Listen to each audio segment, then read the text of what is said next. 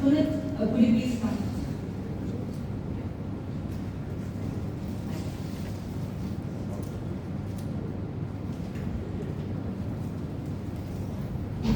Mic is good.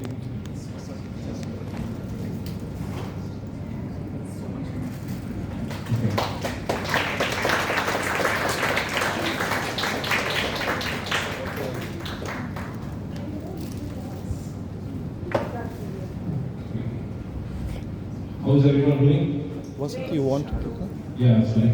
You can move Okay, it forward. how's everyone doing? Okay, thank you, Puneet and the team for the introduction and for inviting me to be the speaker today. So I'm very glad to be here and glad to see this community of tech writers because 7 years back in 2003, so that was when I started to engage with the tech writing community back in Hyderabad as the STC India City representative for Hyderabad. So it was long back and it was a struggle at that time to bring together the community of tech writers. But eventually it really helped because it really helped us to learn and collaborate with each other. So so after I was invited to this, I was asking Puneet and Jude what I should talk about. So then Jude was kind enough to send me an outline of what I should talk about, and I basically made some points based on that outline. So I mean the slide is just basically for my guidance, but then I hope I can tell you some interesting things about each and everything on this slide. Okay. So the topic of this is the journey. Okay, it's not my journey, but it is the journey of how a technical communicator or a technical writer can evolve, and what are the things that you need to do today in the changing landscape that is technical communication, right? Because I remember that several years back, when a group of tech writers met, it used to be about style guide, it used to be about formatting and things like that. And I don't think we are talking about those things any longer, right? Because we have a lot of automation and we have AI and things that can take care of all these things for us. And many of the conferences that are happening today, it's mostly about automation, it's mostly on the technology rather than about content or writing itself. Okay. So having said that, okay, agenda, there are going to be 4 things that we will focus on. One is navigating learning at different career stages. So as you start your career, from your initial stages of your career, as you grow in your career till the time of your retirement, like how do you keep learning? So navigating the learning at different career stages. And nextly is collaborating effectively. How do you collaborate with each other? How do you collaborate within your organization, with your customers? How do you engage your users and things like that? So collaborating effectively. Prepare for changing industry trends. So this is very important. So how do you prepare, right? And you know a lot of things keep changing every year. So how do you really keep up and how do you really prepare for the changing industry trends? And finally, advancing your strategic value. So this is one of the things that people often talk about, right? How do you advance yourself? How do you add value to what you're doing? And how can that benefit you as well as how that can benefit the organization? So these are some of the things that I'm going to talk about. Okay, starting with navigating learning at different stages. I have to probably go on. Okay, so in this table, basically what I have shown is that, do we have a pointer here or something? No, you just no. No. You press in the middle. It will This one? yeah. It should show the light. No. No. Yeah. Yeah. Okay, thanks, Mike. So in this, you can see that, so don't read the full slide, that's what I tell my. So in this table, you can see that there are different career stages. So each row is like exploration, establishment, mid-career, late-career, legacy. And this is roughly the age group. And this is the standard career stage that you can get from Google, so that's where I got it also from. And this is the roughly the age like when you start your work, let's say at 21, till probably you retire, right? So that is basically the different career stages. And what should be your learning mechanism at these different career stages? Because as I mentioned, learning is a continuous process and it never ends till the last year of your life, right? So when I was in school or college, like people told me that okay, after college, after school you don't have to study much, and after college you don't have to study much, but that was not the truth, right? Till today, like I need to keep learning, I need to read something, in fact much more than what I would probably study when I was in formal school. I think I'm sure the same is the case with everyone. There is something I need to learn, right? Without that, it is difficult to understand what is happening around, and it is difficult to also contribute, add value to your work. So learning is something that is never going to stop throughout your life. So remember that. But exactly how you are going to learn, so that will change, right? So these kind of offline groups and person-to-person conferences are becoming a rarity these days, right? Because most of the time the learning is online, it is on demand. Like you go to a YouTube channel or you go to some place where you can learn, right? But what is the benefit of having this person-to-person conversation? Is that there is so much that you can learn from each other. There is a lot of networking, there is spontaneity, and there is the ease of use, ease of accessibility, accessing people and things like that. So all these things don't happen easily in online, right? Because in online, when I'm talking, you don't know if I'm smiling or not, right? And you wouldn't know if I'm telling things in a serious tone or I'm being sarcastic. You would really not know, right? So I think that is the benefit of having the person-to-person learning. So I think, as all of you know, earlier in the early stages of your career, you're looking at adding more formal education. It could be an engineering degree or it could be a management degree, and also adding a certificate or credentials. I'm sure all of you have taken a lot of additional certifications for your career. And then you also start experimental or informal learning. But then when you enter into an organization, you know that everything may not be always formal. Of course, there are going to be formal courses, but at the same time, there's also going to be a lot of informal learning, right? You learn from your colleagues, you learn from others in the organization. There's also a lot of informal learning. And importantly, these two columns are very important, which is even if you're in different career stages, these two are very important, which is like staying curious.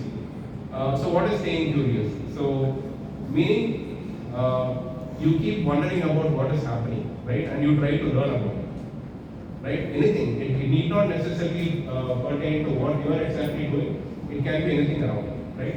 So always be curious about what is happening. Don't think that, okay, so of course this session is going to be some advice also, so don't mind that. So so staying curious meaning like you keep learning something by looking at things around, by observing things around, and by asking the questions, right? So that is one of the ways in which you keep learning, and this needs to continue to happen. Like when you stop being curious, like then you are probably dead, right? So you need to be curious. So stay curious, and feedback. So feedback is what you get from people. When you listen to people, you get feedback, right? When you open up your mind to listen to other people, I'm sure you will get more feedback than that you really need, right? And the feedback is basically a gift for you. Because if someone gives you feedback, that means they feel safe that they can give you feedback, right? And this is a gift to you because then you can use that feedback to improve yourself, enhance your learning, and things like that. So these are some things that is going to be there throughout your career, right? And going back to the exploration phase, get the basics right and continue to explore areas to specialize. And when you are early in your career, you may really want to explore different things. I'm sure in this audience we have people from different career stages, right? So if you are in this early stage, get the basics right, continue to explore on different areas that you can specialize. What is it that you really want to do, right? For example, is it information architecture, or is it more about AI? What else, right? So what are the trends? What is it that you really want to specialize, right? So you need to continue to explore areas to specialize. So that is going to be the initial 4 years, right? And then when you establish yourself in your career, that is typically in the 25 to 35 year age group, then you look at doing things more practically. You learn things by doing, right? You try out things. You try to, for example, write scripts. You try to automate things. you try to do some demos, you run POCs and things like that, where you basically try to understand the practical aspect of things, be more experimental, learn from others, right? And this is something that you will continue for most of your career, which is learning from others. So again, it's very, very important. It doesn't matter who it is in the organization, but whatever is it, whatever positive or good aspects that are there from others, yeah, definitely try to imbibe it, and whatever learnings are there, whether it is technology or anything of that sort, try to imbibe it from others. And again, this is the secret sauce, right? So identify and grow on chosen specialty and career path. So don't be afraid to make mistakes, right? So obviously we all learn by making mistakes, so don't think that each and every move of yours has to be perfect, right? We all learn from mistakes. And don't switch too many companies. So I think that is also something I want to add. Because how can you add value to your organization, right? How can you add value to yourself and how can you add value to your organization? At one point of time, people told me that tech writers are agnostic of the domain, right? They could easily switch from one domain to the other, right? Maybe it is still true, but I don't believe that, right? I believe that tech writers have to stick to a single domain, right? So that is when, whether it is cloud or AI or semiconductors or whatever it is, when you stick to a single domain, that is when you grow expertise in that domain, right? And without growing expertise in that domain, it is not possible to add value as a technical writer or, for that matter, any role. So unless you know the domain, whether it is petrochemical, electronics, whatever it is, so you have to be a domain expert. You have to grow as a domain expert. And there is no point in moving from company to company, switching domains. Even though this role of a technical communicator is there in many domains, my personal view is that that doesn't really add value to your career. Because as I told you, tech writing is not just about language, it's not just about style guide, it is not about format. Those days are not there any longer, right? So it's important for you to be a domain expert. And companies will want to keep tech writers who are also domain experts, who have expertise in their company's equipment or in their company's software. So that's something I want to add here. And so mid-career, continue to grow technically or vertically. I think that everyone knows here. It is not necessary that there could also be lateral growth. It's not necessary that vertical growth is the only growth, right? There could be lateral growth. There could be specialization. There could be, like for example, as an information architect or a content strategist. So these are things that a lot of companies always want, right? And we all have heard about content is key, right? And people have been saying this for a long time, but it is very true today, in today's situation, right? Because today people who can handle content, who can create content and manipulate content, they are the ones who are getting hired by different companies, right? Whether they are called tech writers or content developers, whatever it is, you need to be able to handle content, create content and manipulate content, right? So and then if you look at these three things, which is more important today, right? Creating quality content is very important. So even though AI can be used to format content to answer questions that you ask, without good quality content, whatever AI is going to throw back at you is only rubbish, right? Because it is only garbage in, garbage out, right? So you need to really train AI with good quality content. And we need people who can create good quality content. And in order to create good quality content, you need to know the subject matter, right? Without knowing the subject matter and being good at creating content, it is not possible to embrace the AI world itself, right? AI is basically a technology. So technology always keeps evolving, but what is fundamental to it is good quality content, which as a technical communicator, you must know how to write good quality content. And late career legacy, I've just said, be the leader of your trade, start mentoring those who seek, right? So whatever is your chosen field, whether you desire to grow as a leader or desire to grow as a technical expert, you need to be acknowledged and known as the leader of your trade, right? You need to be the go-to person. You need to be the mentor for other people, and it is not like something I announce that I am going to be your mentor, right? People naturally gravitate to you, like if you have the required skills and know-how and experience. And I think the other word I really like is paid forward, right? So how do you help? So if, for example, there are things that I have learned from others, and how do I repay, right? I repay it by paying it forward to others. So I teach others, I train others, and I mentor others, so that they also learn from me, right? And similarly, that is something that you could do. Like you could also pay it forward to the next generation of professionals, to the next generation of technical communicators. So paying it forward is very, very important, because that is how you repay and that is how you repay whatever you have learned from us. Okay, so this is about navigating learning in different stages. So next comes collaboration. How much time I have got to? 10 more minutes. No, 20 more minutes. 20 more minutes. So next comes collaborating effectively.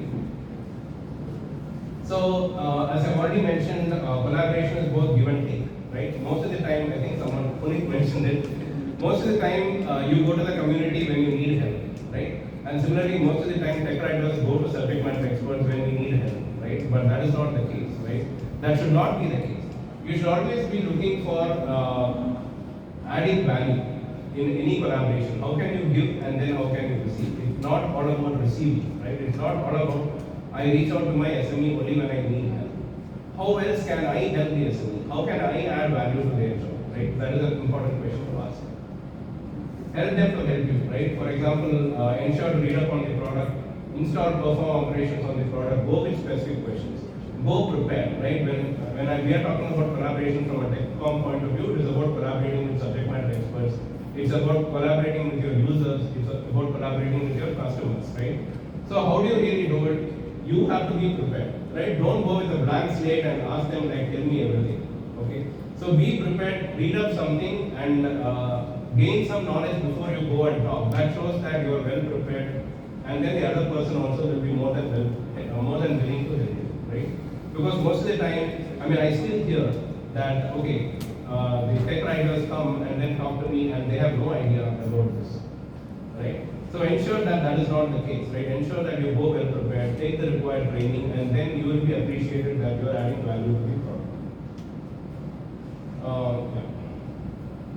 I think we already talked. So the human-to-human connection is very important. So if possible, try to meet with the subject matter experts face to face. If they are here, or even if they are not in India, try to see if you can travel and go and meet the subject matter experts face to face, and vice versa, right? That really helps.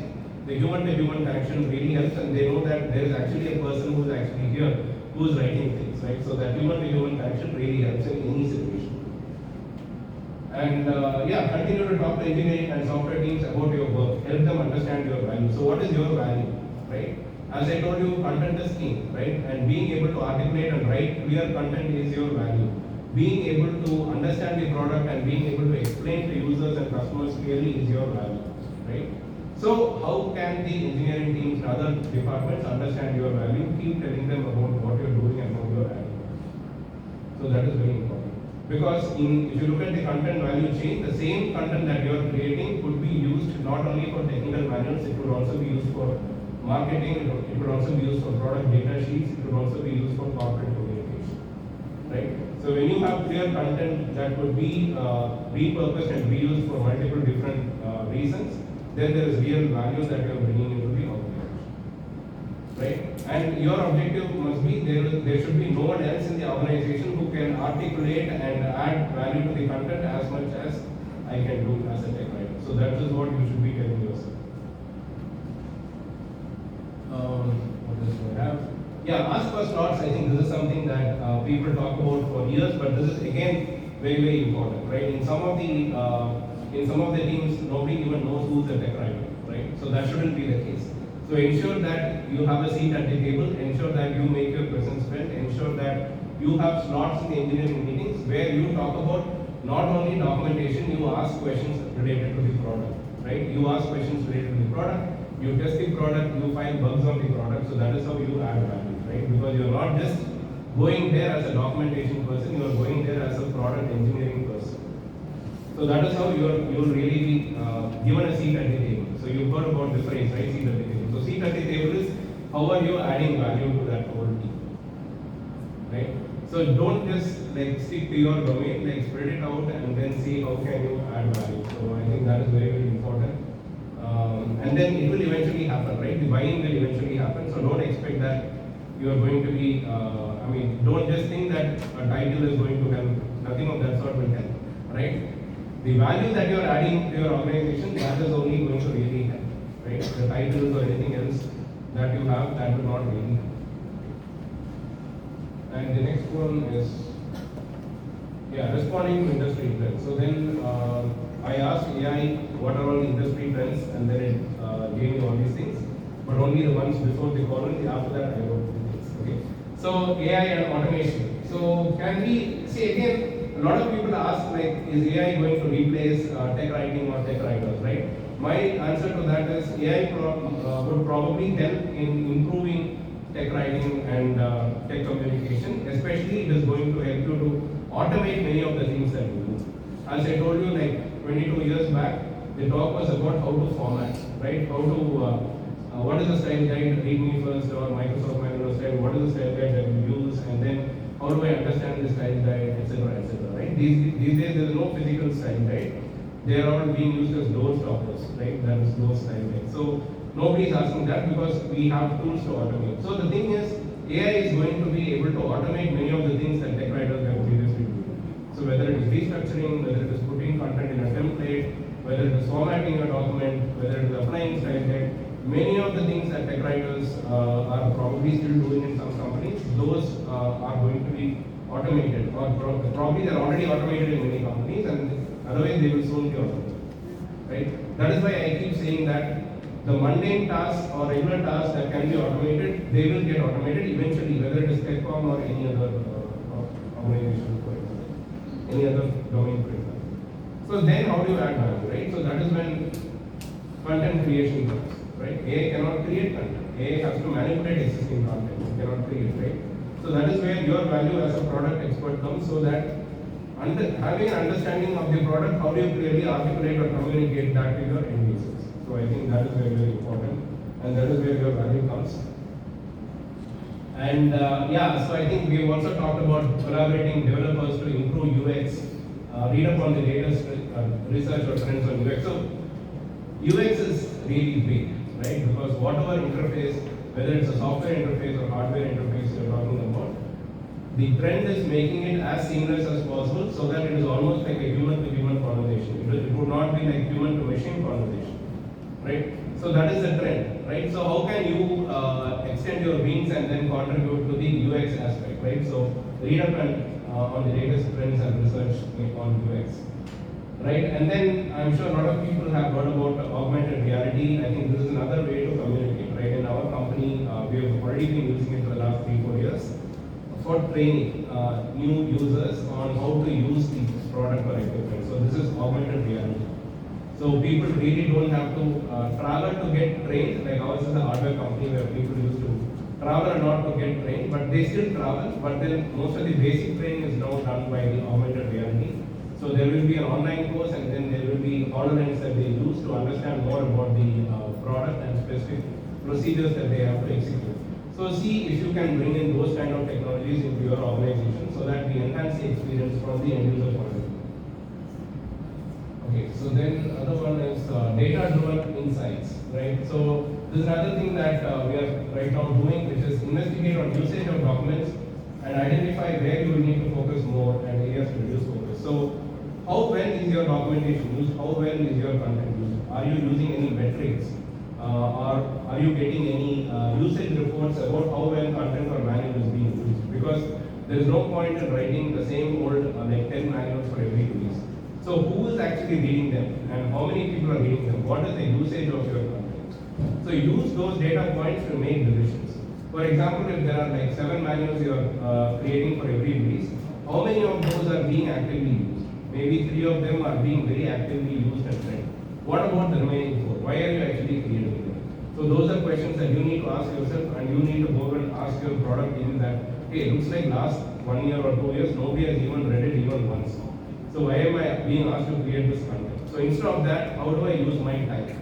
So can I use my time more productively by doing something else or by writing some other content?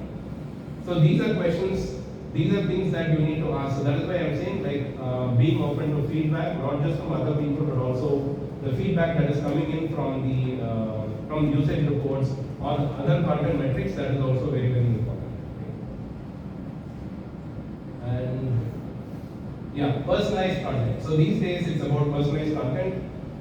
So whatever I read, it must be applicable to me. So I don't really care about if it is applicable to others, but then it must be applicable to me. So how can you make personalized content, right? With data XML, it is possible to easily transform content into multiple different ways in which you can make personalized content, whether it's a user or an install person, or it's a marketing person, or it's a real customer. It's possible to customize content.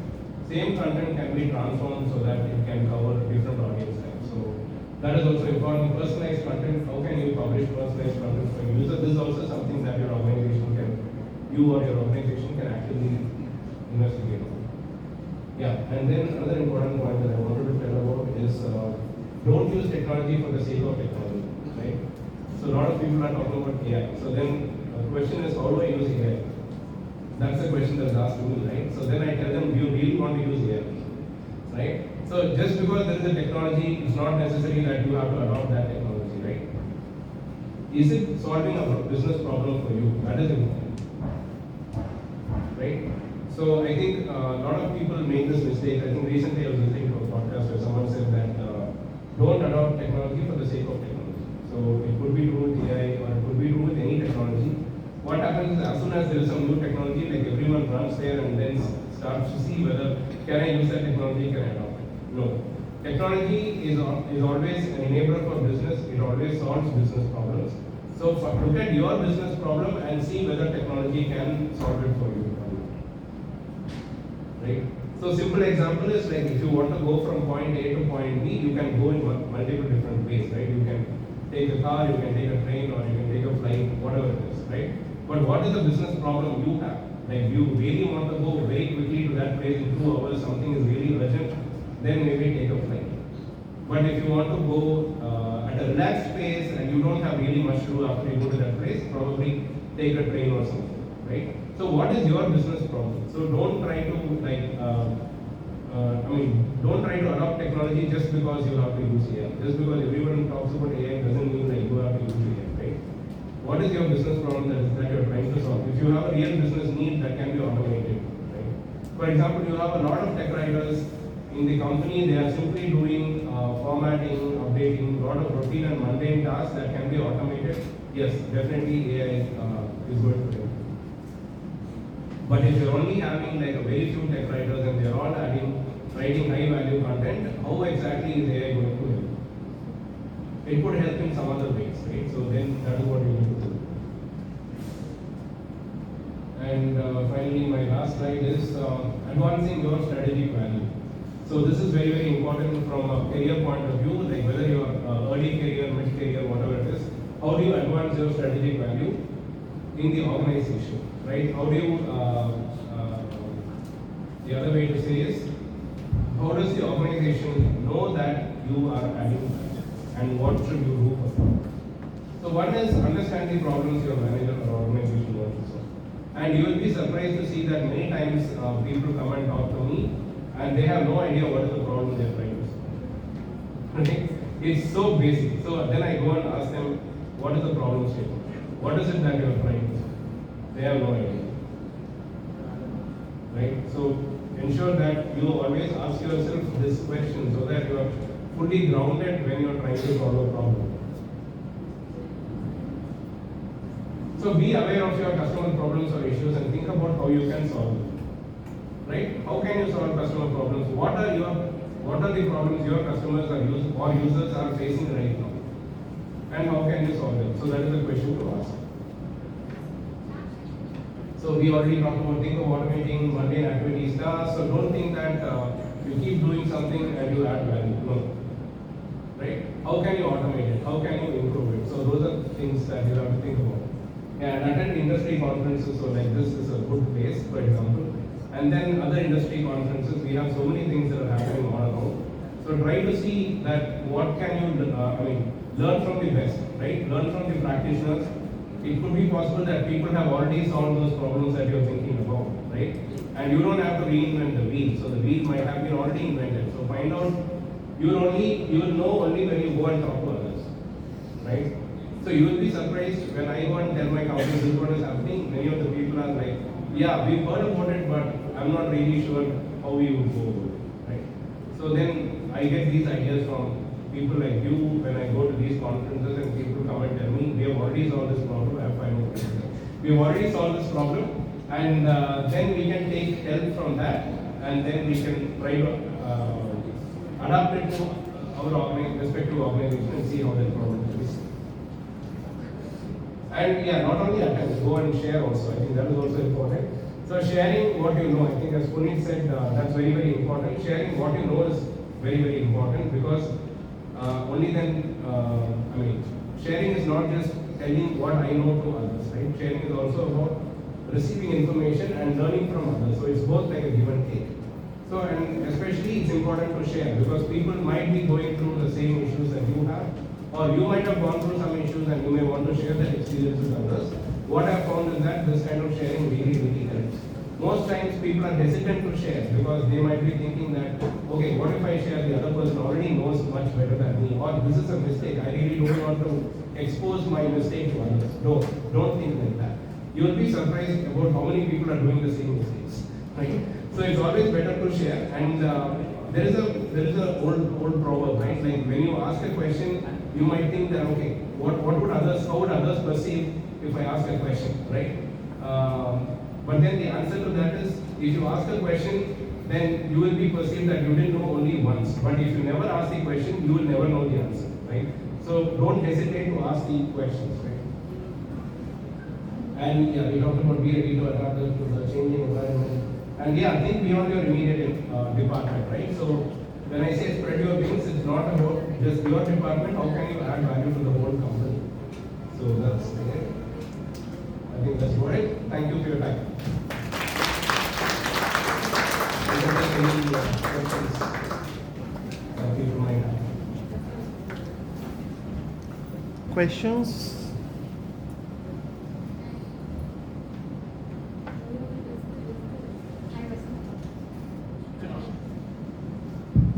Hi, Vasanth V. So you talked about adopting new technology. How important are tools in your opinion?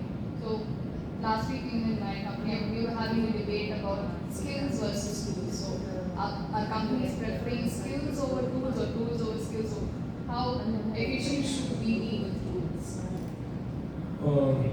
So the question is how efficient should we be with tools?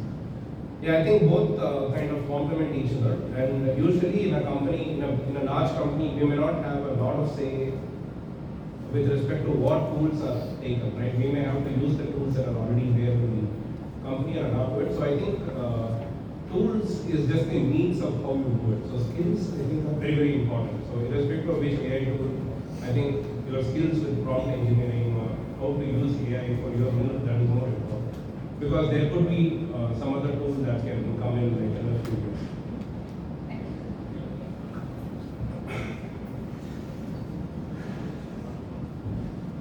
Any more questions? Do we have any more questions? Folks, feel free to come up with cues. There's no good or bad questions. Feel free. Yeah, there's one question.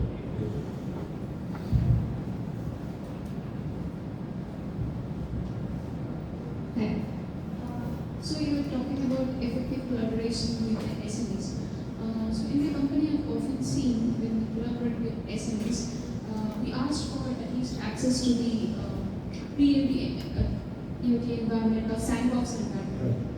So I think that is also one effective way of collaborating, right? Because when we are writing, if we can see the navigation over there and we know how the UI looks, we get a better clarity, we get a better understanding, and that's what reflects in our writing. Is that correct? Yeah, absolutely. I mean, you always need to collaborate and ask for the sandbox. I think that's something I've not mentioned. So really try the product and use it before you write. I think very good point.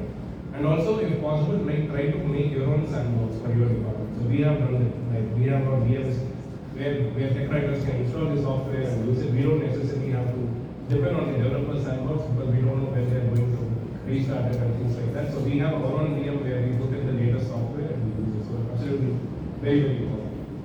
So keep learning about it. So when I said learning, it's also about learning and trying and testing all those things.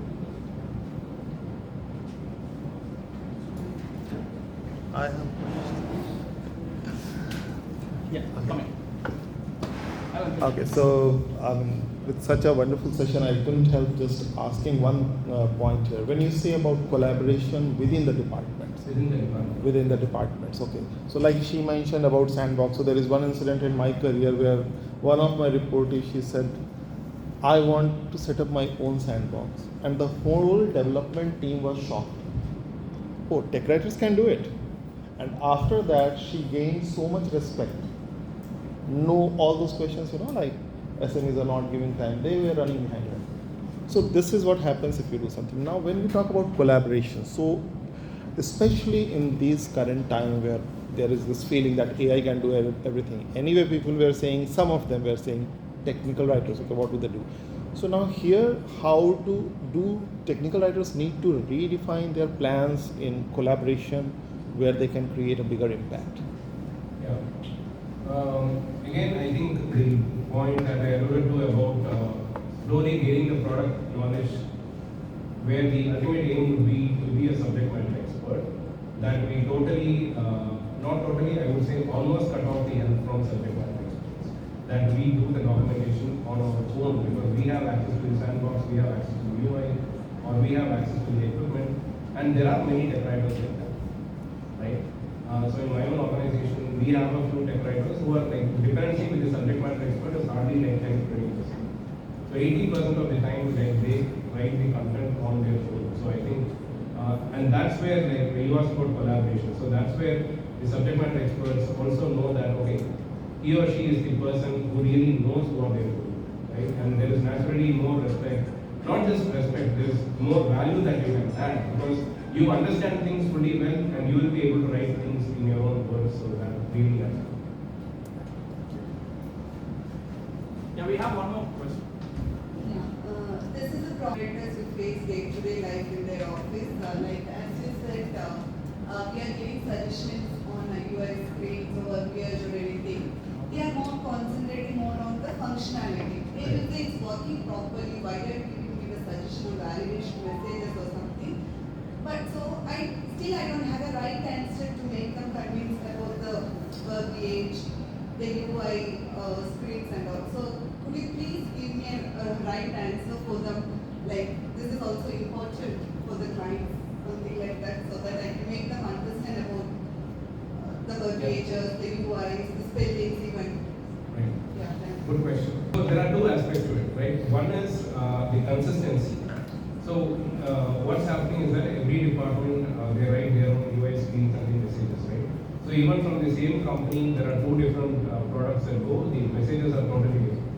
And even in our own company, like we have users who have used product from, used UI from one product, used UI from another product. For the same thing that for the same message, the actual message is two different things because they are written from two different people. So one I would say is the consistency. And then secondly, if the UI messages are also going to be part of any text of your user manual, there is an aspect of reuse because you just have to write user manual and selected things can be picked out for the UI. And thirdly, it is to do with translation, right? Because if UI is going to be translated and content is going to be translated, translation also will be consistent. And because the tech writers are much better aware of style guide and UI or UX conventions, we'll be able to write the message much consistently and it is going to result in a consistently translated UI or content. So which means the user experience of a customer, because all products today is not just restricted to one country, right? It's global.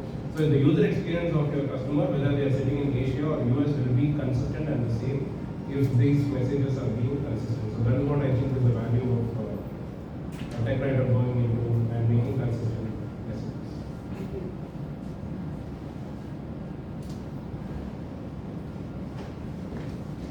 Thank you, Vasanth. Thank you all for the wonderful